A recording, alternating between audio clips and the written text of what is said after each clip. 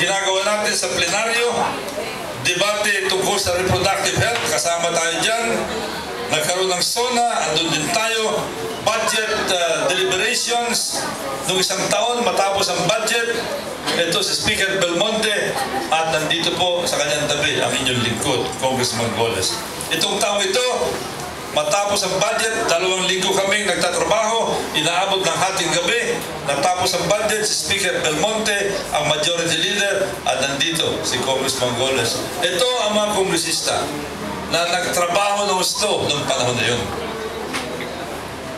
Debate sa Spratlys, tumayo tayo para magbigay ng privilege speech sapagkat katulad na sinabi ko, ito ay pinaglalaban natin. Committee on Foreign Affairs, pinapabilis yung proseso ng passport. Marami sa kababayan natin nagreklamo, mabagal daw ang pagproseso ng passport. Tayo ang nanguna dyan sa Committee on Foreign Affairs.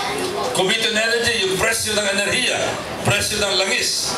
Committee on ICT, yung binanggit ko na kanina, tungkol sa internet, tungkol sa business process outsourcing, mga call centers, telepono, yan tinatalakay sa Committee on ICT.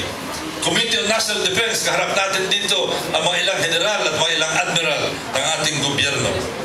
Committee on Appropriations, katabi natin si Speaker Belmonte rito. Committee on Transportation, kasama natin si Congressman Biason.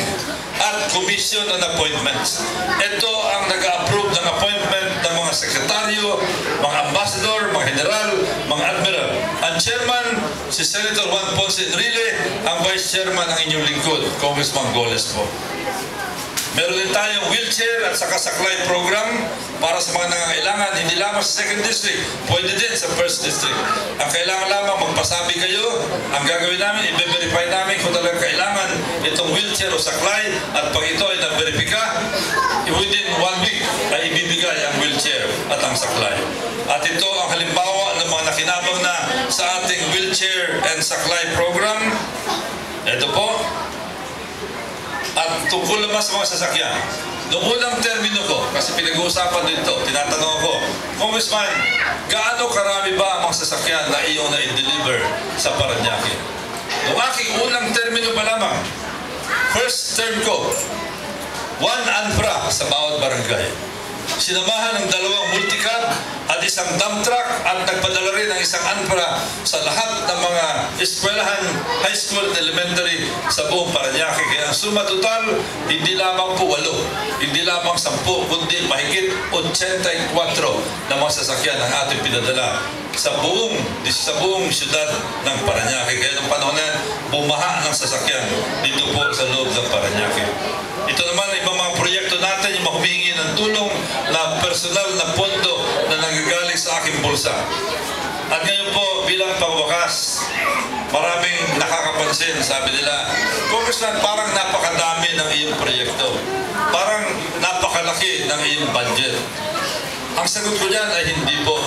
Sapagat ang budget ng Congressman ng 2nd District, pareho ng budget ng Congressman ng Pangasinan, ng Leyte, ng Batanes, ng Bicol, ng Visayas at ng Mindanao. Pare-pareho lang po yan. Nagkakaiba lamang sa estratehiya ng implementasyon. Nagkakaiba lamang sa pagpili kung ano ang mahusay na proyekto. Nakita niyo ang aking mga proyekto. Meron tayong libreng palibing, merong PGH, merong paglilinis sa mga creek, meron pagpapagawa ng napakarami mga covered courts, school building, pagpapasemento ng mga kalye, pawang mga bagay na talagang kailangan ng tao. Halimbawa, andyan ang covered courts. Ako'y tuwan-tuwa na naisip namin yung covered courts sabagat ang covered court, lahat ng henerasyon ay nakikinabang dyan. Sa umaga, makikita nyo ang mga senior citizen naglalakad, nag-exercise at hindi nag-aalala na baka sila ay ulanin. Yung mga kabataan naglalaro ng basketball sa araw. Sa gabi, merong ballroom, merong kantahan, merong sayawan, may party, pwede ang ballroom dancing, pwede ang binyagan, pwede ang kasalan, pwede ang dibu, pwede ang lahat.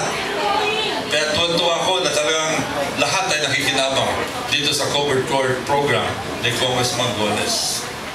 At bilang pangwakas, gusto ko pong sabihin na ang inyong lingkod po, mahabang panahon na nagsisilbi sa gobyerno.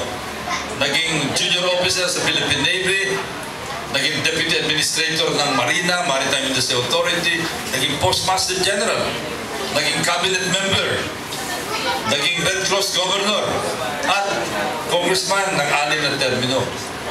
Mahabang panahon. Malaking pondo po ang dumaan sa aking mga kamay na ipinagkatiwala sa akin. Maraming mga proyekto, pero gusto ko sabihin sa inyo, sa dinami-dami ng proyektong ito, sa dinami-dami ng mga tungkulin na aking nawakan, si Congressman Goles po ni minsan hindi po nagkakaso sa opisina ng Ombudsman. Malinis po ang record ni Congressman Roy Goles. At yan ang ating. Ito po ang tinatawag natin responsableng gobyerno. Yan ang programa ni Congressman Goles at sana naunawaan nyo kung bakit ganyan ang naging filosofiya ko sa gobyerno, sa aking pamamalakad, sa aking mga naging tuklulin. Kung nagustuhan nyo po yung aking ulat, sana po ikwento nyo naman sa inyong mga kapitbahay, sa inyong mga kakilala. Para naman mabalitaan din nila ito. Alam malay nyo, baka meron silang mabalitaan dito at makita dito na pwede nilang pakinabangan, na pwede ako makatulong para sa kanila. So yun lamang po, sa muli, ako nagpapasalamat sa inyo at kayo tumalo dito. Maraming salamat po sa inyo lahat. Thank you, sir. Meron po tayong bisita.